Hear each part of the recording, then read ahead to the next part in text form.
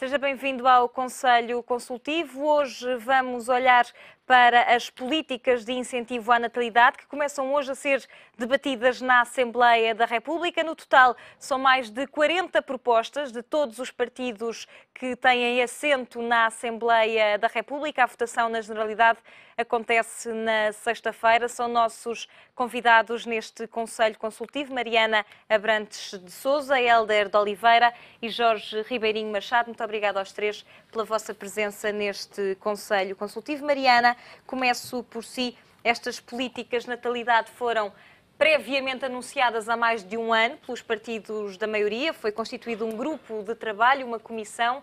Chegam agora ao Parlamento, chegam tarde demais no final da legislatura. Olá, bom dia. Bem, a natalidade é de facto um problema premente e é importante que estejam a focar a questão e não é sem tempo. Agora, porque de facto com a crise já o nosso problema de queda de natalidade agravou-se muito e estamos com um problema que tem que ser, que tem um impacto enorme no futuro da economia e da sociedade portuguesa. E da segurança social. E da segurança social e também, e mesmo da sociedade. Portugal ainda tem a forma de estar de um país de grandes famílias, de famílias grandes, e, no entanto, nós fizemos a mudança, a transformação demográfica de famílias grandes para famílias pequenas em tempo recorde, muito mais rapidamente que outros países, e, portanto, nós passámos de famílias de 5, 6, 7 filhos para famílias de filhos únicos muito rapidamente.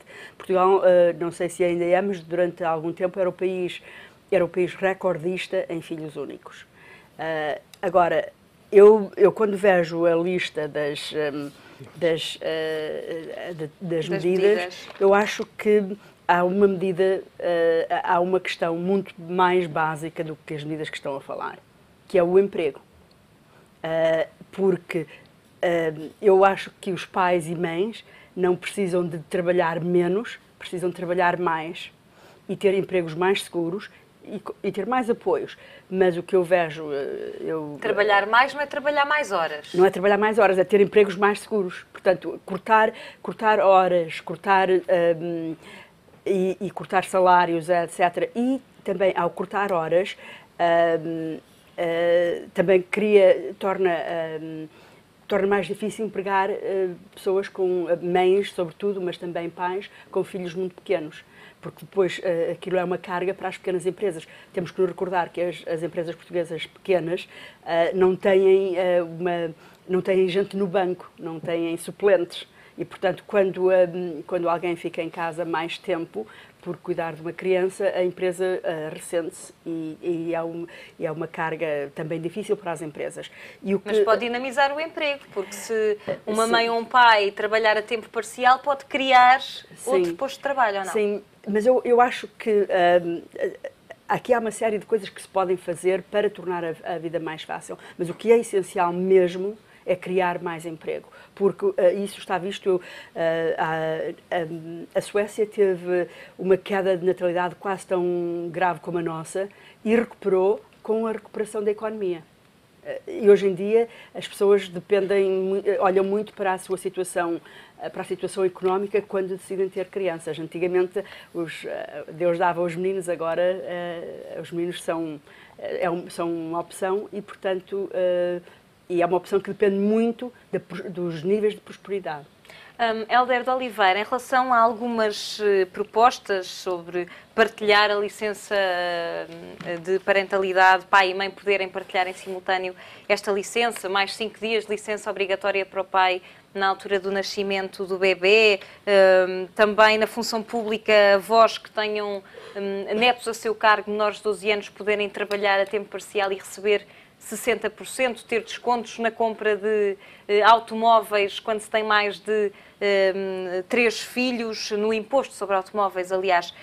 Estas medidas fazem sentido por si só, ou seja, é melhor ter uma política de incentivo à natalidade, mesmo que não se tenha tudo o resto, emprego, crescimento económico, do que não ter nada? Claro que é melhor alguma coisa do que nada, não é? E tem efeitos na mesma? Não terão naturalmente os mesmos efeitos, mas uma das críticas que se faz é que De facto, pensou-se no problema pouco, e tarde. Quer este governo, quer outros anteriores. O facto objetivo é que, neste momento, não só em termos portugueses, mas em termos europeus, o problema da natalidade é algo de extremamente delicado. Eu recordo que, aqui há uns dias, reli um discurso notável de Helmut Schmidt, em dezembro de 2011, vale a pena lê-lo também para ver o problema europeu, e ele chama a atenção para uma questão que é óbvia, mas que nós não recordamos por vezes. Em 1950, perdão, a Europa tinha cerca de 20% da população mundial. Em 2011, hoje porventura já é pior, em 2011 tinha 7% da população mundial. Portanto, o problema demográfico é um problema gravíssimo na Europa. E passou a ser um problema extremamente grave em alguns países da Europa. Deixaram de haver proletários, né? Portanto, esquecemos que, de facto, houve uma mudança civilizacional a nível europeu, as pessoas puderam programar a sua natalidade, é uma libertação da mulher, digamos, muito significativa, mas depois teve efeitos perversos ao nível da natalidade e ao nível do casal.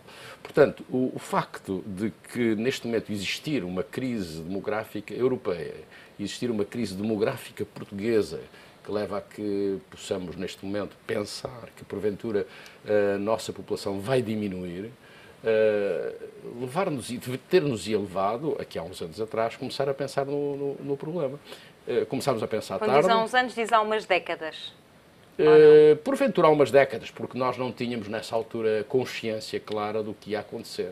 Uma das coisas que mais me chama a atenção naquilo que foi o estudo que fiz num determinado momento da demografia, foi que quando eu estudei demografia, a pirâmide etária era realmente completamente diferente, com uma base muito alargada.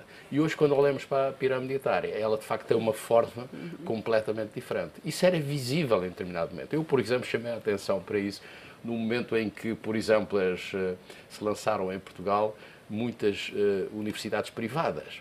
Eu fazia-me um pouco de impressão como é que professores universitários, que foram eles os que fundamentalmente levaram a cabo essas universidades, não verificaram que havia uma crise de natalidade que levaria a uma crise das próprias universidades, porque realmente, de repente, não havia jovens para entrar nas universidades. Portanto, eu diria que toda a sociedade portuguesa, incluindo aquelas pessoas que eram as mais esclarecidas, não olharam para o fenómeno. E depois houve resistências enormes. Eu estive numa empresa pública que tinha um número muito significativo de trabalhadores, cerca de 5.500 trabalhadores, e na altura tentámos levar a cabo, por exemplo, uma política de trabalho parcial exatamente para facilitar o trabalho das mulheres. Os sindicatos opuseram-se claramente a isso. Portanto, eu diria que todos os atores, quer políticos, quer sociais, em Portugal, não pensaram neste assunto. Felizmente, há relativamente pouco tempo, começou a pensar-se, mas foi tarde.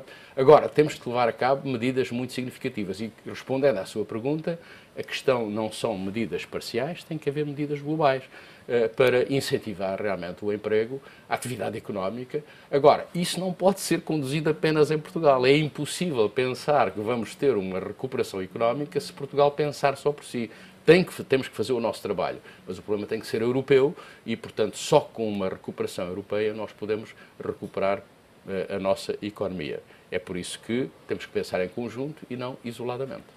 Jorge Ribeirinho Machado, como é que olha também para este conjunto de propostas de todos os partidos, não só dos partidos da maioria? Li um comentário de uma especialista que dizia que PSD e CDS têm medidas mais de conciliação de vida pessoal com vida profissional e nada na área dos rendimentos. O PS tem de apoio às famílias, mas nada na área da conciliação. E que o PCP tem ambas, mas despreza a importância das ações das empresas privadas para que isto funcione. Em que é que ficamos com esta mixórdia de propostas com âmbitos diferentes? Bom dia. Eu fiquei surpreendido porque eu não pensei que este tema da natalidade fosse tão ideológico. Algum contexto religioso tem, seguramente, mas não pensei que fosse tão ideológico e por isso, pronto, à medida que fui estudando alguns assuntos, fui descobrindo que essa afirmação tem bastante sentido. De qualquer forma, só gostava de fazer um comentário anterior àquilo que dizia o Helder, que eu lembro-me de, em 1991, 92, ter estado em alguns congressos e encontros universitários em que se discutia o problema da natalidade em Portugal, Espanha, Itália, que eram os países que já estavam a começar a ter, que tinham grandes taxas de natalidade e que tinham descido muito. E, portanto, de facto, nós já temos com este problema há 25 anos. Ao mesmo tempo, a questão das universidades não é assim tão real, se é que se pode dizer assim, porque o que acontece é que havia muito pouca gente em Portugal que estava na universidade, muito poucos jovens, e continua a haver. O abandono escolar, principalmente de rapazes, é brutal, é mau para a sociedade e, portanto, não seria nada mau que todas as universidades que existem continuassem a existir e estivessem cheias. Mas muito pior é para as escolas, porque nós tínhamos uma taxa de natal, estavam a nascer cerca de 130 mil crianças por ano e neste momento, por causa da crise também, e aí eu penso, um parênteses que é a minha opinião, eu penso que as pessoas têm filhos, tirando um filho, as pessoas têm filhos se têm confiança no futuro.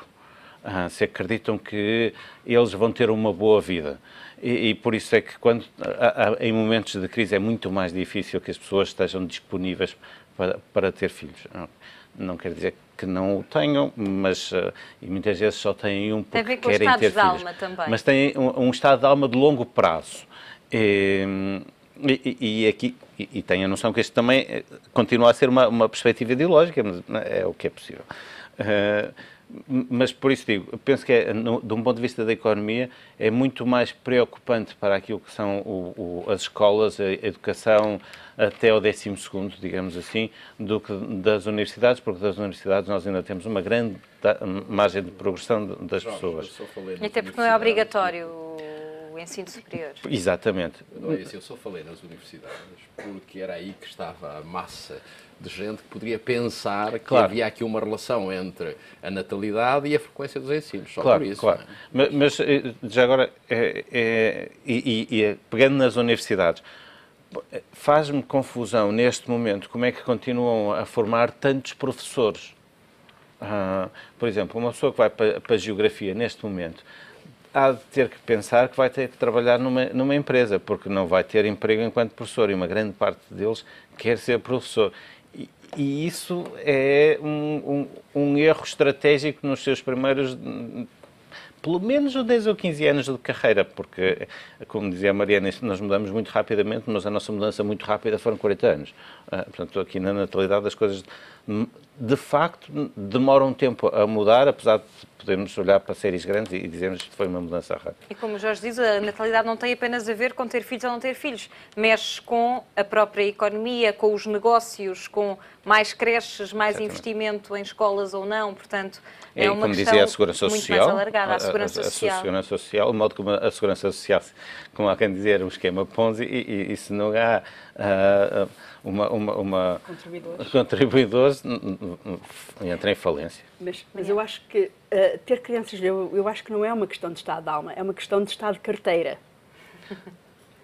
Com 35%, ao ver o artigo sobre natalidade, o que falta aqui um número, que é a taxa de desemprego jovem de 35%, a quarta maior.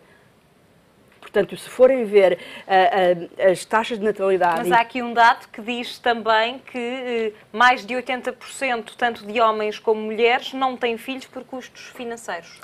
É isso, por causa do mas são os dois aspectos da medalha. De um lado estão desempregados, de outro lado os encargos financeiros são elevados, por alguns motivos, em parte porque as pessoas gostam de comprar tudo para as crianças e, portanto, gastam dinheiro que não seria necessário, mas também porque as creches continuam a ser insuficientes e estão a fazer práticas que não fazem sentido. Por exemplo, há creches que exigem que cobram para inscrever uma criança sem garantia de vaga. cobram uma taxa não reembolsável de pré-inscrição, mas que não reembolsam se a criança não for inscrita. Quer dizer, não, para uma família que está no limiar da pobreza, 40 euros é muito dinheiro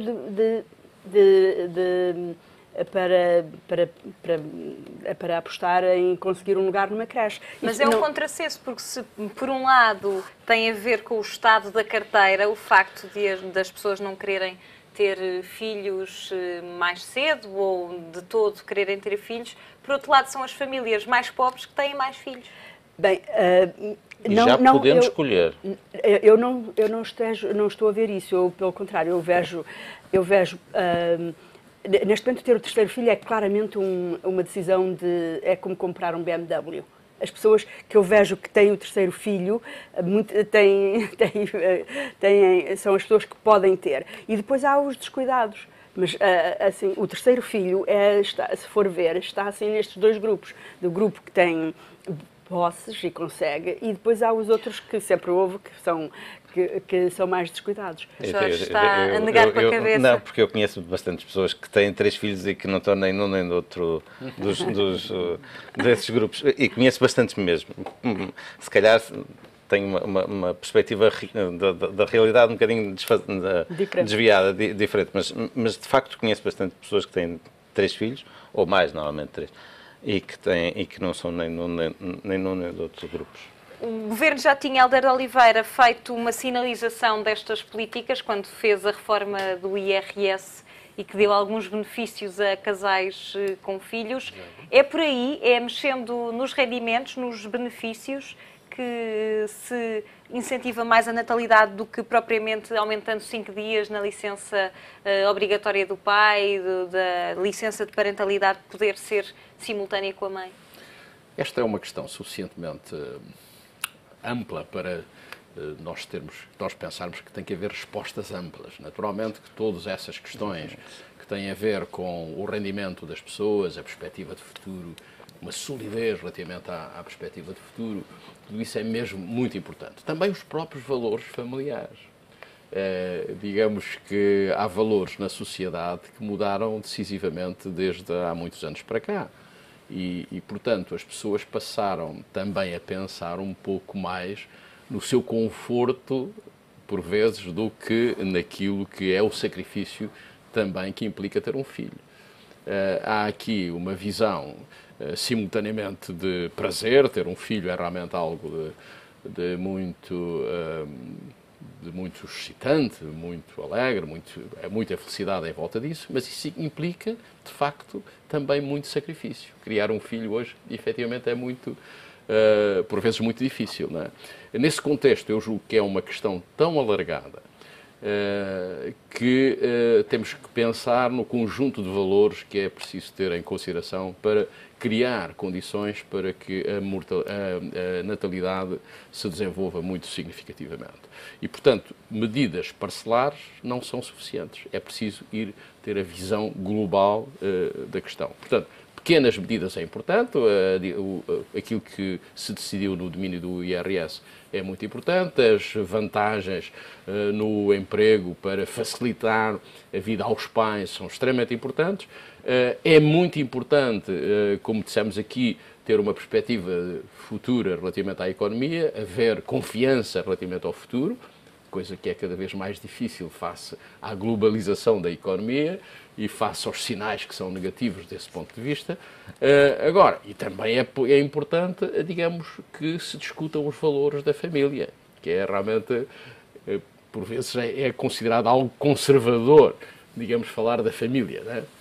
E isso não deve haver qualquer limitação. É uma questão que deve ser discutida sistematicamente no sentido de encontrar os melhores caminhos para resolver um problema que é grave, como disse, é grave a nível nacional e é grave a nível europeu. Mas não se pode esperar que seja a natalidade a resolver os problemas da segurança social? Não é só, mas também a natalidade contribui para que os problemas da segurança social possam ser mais fáceis ou mais difíceis de resolver. Portanto, temos que ter esse problema. Essa questão tem que ser sistematicamente analisada e encontrar os caminhos para resolver os problemas que, efetivamente, a segurança social tem. Gostava de passar a outro tema, meus senhores. Mariana Abrantes de Sousa, e está intimamente relacionado com aquilo que leva as pessoas a ter filhos ou não, que é o crescimento da economia. Ontem o FMI publicou as novas previsões para a economia portuguesa, tem revisões em alta do crescimento económico, mas não acredita que Portugal cumpra o déficit este ano e que fique já abaixo dos 3%. O que é mais importante? Crescer mais ou continuar com déficit excessivo? Bem, eu tenho dúvidas, mas as minhas dúvidas são ao contrário. Eu tenho muitas dúvidas a respeito do crescimento e tenho menos dúvidas a respeito do déficit orçamental. Tenho mais dúvidas a respeito do déficit externo, que é o que me preocupa mais. Com a carga fiscal e a pressão fiscal, o assédio fiscal que temos, é bem provável que continuemos a ter uma receita fiscal bastante forte e neste momento, até como estamos com aumentos de importações que pagam IVA, temos a ter até um aumento na receita fiscal por essa via, que é um aumento, é um presente envenenado, porque importar mais para pagar impostos é uma coisa insustentável. Agora, eu tenho algumas dúvidas a respeito da taxa de crescimento, porque eu não vejo esse crescimento. Ou então nós vamos ter um crescimento sem emprego, que também acontece, porque para ver uma taxa de 1,6, eu deveria estar-se a ver um aumento do emprego muito mais considerável, e apesar a taxa de emprego está a descer, porque há imigração, porque o emprego em si não está a subir. E, portanto, eu espero que o Fundo Monetário tenha razão, mas duvido. Jorge Ribeirinho Machado estava novamente a assinar que não com a cabeça sobre as declarações de Mariana. Não, o que é que acontece é que o que diz o FMI é que a taxa de emprego vai subir, ou melhor dizendo, a taxa de desemprego vai descer. Os números que eu tenho é que nós precisamos de uma taxa de crescimento superior a 2%, mesmo 2,5%, para podermos ter começar a criar emprego. Para poder começar a criar emprego de uma forma séria. Portanto, 1%, 1,5% de crescimento não ajuda à diminuição do emprego. E eu estou completamente de acordo que o grande problema que nós temos é o desemprego. E por isso, deixe-me só olhar de outra perspectiva, que é, se nós olharmos para a União Europeia como um todo e não só para Portugal, e fizemos uma comparação, eu sei que é abusiva, mas fizemos uma comparação com os Estados Unidos, esta nossa situação é bastante normal. É normal que haja pessoas que saiam de um Estado nos Estados Unidos para o outro porque há emprego no outro lado. E, portanto, se nós olharmos para a Europa sem fronteiras, eu sei que isto não existe neste momento, mas se nós olhássemos para a Europa sem fronteiras, isto era uma situação perfeitamente normal de vasos comunicantes, há desemprego aqui, as pessoas vão para o outro lado e, portanto, não seria um tema assim tão importante este de termos um grande desemprego cá e as pessoas estarem a sair. Esta é uma tendência geopolítica real, portanto, nós podemos agora estar a ficar muito incomodados em que as pessoas estão a sair de Portugal para ir para outros lados, sei lá, a Inglaterra ou a Suíça, também que estão fora do espaço da zona euro, mas também para onde estão aí muitos portugueses. Mas é uma tendência que existe e que mais década, menos década, vamos reconhecer como uma coisa normal. E, apesar de tudo, eu penso que é melhor assim que as pessoas vão para outros lados onde há emprego do que fiquem num sítio sem emprego e a definhar. Porque, mais uma vez, eu penso que o grande problema da sociedade, um problema mesmo muito sério, é o do desemprego. Helder de Oliveira, em relação a estas previsões do FMI, quando olha para elas, fica otimista ou pessimista? Nenhuma nem outra, talvez realista. Portanto, eu julgo que é bom que tenhamos notícias sobre o crescimento. Simplesmente temos que depois pensar se há consistência naquilo que efetivamente está a ser dito neste momento pelo FMI. Eu julgo que relativamente a Portugal e a Europa, volto a dizer, nós não podemos pensar em Portugal fora do contexto europeu. Portanto, se a Europa não crescer, Portugal vai ter grandes dificuldades em crescer. Existem problemas específicos em Portugal, designadamente porque há algo que eu tenho alguma dificuldade em verificar o que é que vai acontecer no futuro relativamente àquilo que aconteceu quanto à privatização de muitas empresas a favor de empresas estrangeiras. Portanto, neste momento, os centros de decisão relativamente aos grandes investimentos começam a não estar em Portugal. Empresas que foram privatizadas estão a optar mais por pessoas de outras nacionalidades do que nacionalidade portuguesa. Portanto, isso é um tema muito, muito interessante que vale a pena discutir no futuro. Agora, relativamente à economia portuguesa, ela só vai crescer se a economia europeia também crescer. A economia mundial, mas a economia europeia em particular.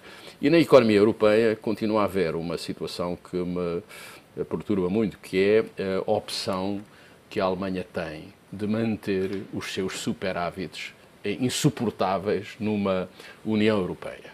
Portanto, neste momento, a Alemanha insiste na sua própria política. A Alemanha, vi há poucos dias um depoimento de um grande economista americano, Bergstein, que esteve na Alemanha durante um tempo no ano passado e fez uma análise daquilo que foi a evolução da economia alemã e verificou que e concluiu que a economia alemã foi a principal teve a principal vantagem da União Europeia. A economia alemã pôde desenvolver as suas exportações sem ter uma valorização da sua moeda, que era a moeda europeia. Portanto, a economia alemã teve vantagens muito significativas na União Europeia. Foi talvez aquela que teve mais. E não aplica, neste momento, as políticas que deveriam conduzir a um maior crescimento económico na Europa e, portanto, também em Portugal. Meus senhores, minha senhora, muito obrigada aos três pela vossa presença neste Conselho Consultivo. É o ponto final. Voltamos amanhã com outro tema da atualidade. Contamos consigo. Até lá.